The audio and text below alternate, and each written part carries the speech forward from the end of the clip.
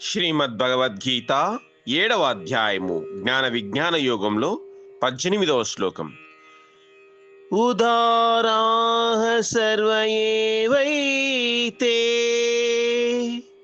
జ్ఞానీ త్వాత్మైవ మే మతం ఆస్థితః సహి యుక్తాత్మా మామేవానుత్తమాం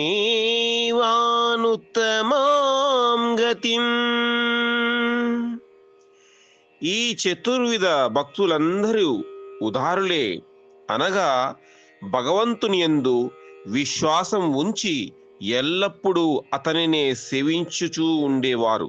కానీ జ్ఞాని అయిన వాడు నా స్వరూపమే, అది నా అభిప్రాయము.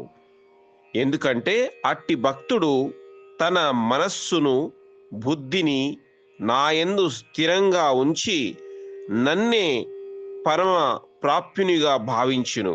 ఈ విధంగా అతడు నాయందే స్థితుడు అంటున్నాడు పరమాత్మ.